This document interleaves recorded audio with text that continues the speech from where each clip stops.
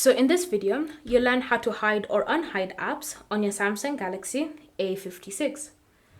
So in order for you to hide an app, you have to start by navigating to the Settings app. Next, you want to scroll and select Home Screen. Then look for the option Hide Apps on Home and App Screens and select it. From here, you should see a list of all the apps that you currently have installed onto your phone. In order for you to hide an app, you have to select it from the list of options available. Then you can see a hidden apps section forming at the top. So whenever you add select another app, it will be added onto this section.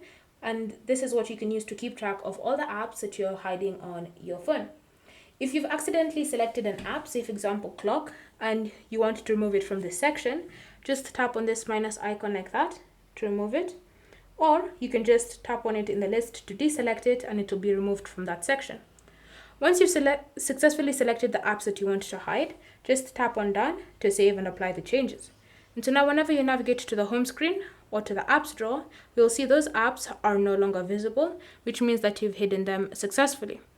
If you want to view any of those hidden apps, it's fairly simple. Just navigate to Settings, select the option Apps, and then you should see the list of apps available. So just look for one of those hidden apps, say for example, Call of Duty, or just select it like that, and then just tap on Open, and you can launch the app on your A56.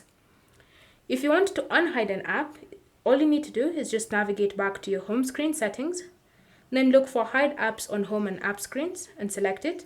Then in the Hidden Apps section, just tap on the minus button next to the app you wish to unhide. If you want to unhide all of them, just tap on the minus buttons, and then that section will disappear.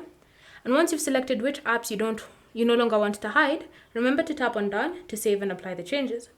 And so now, whenever you navigate back to the home screen or the apps drawer, you'll notice that the apps are no longer hidden on your A56.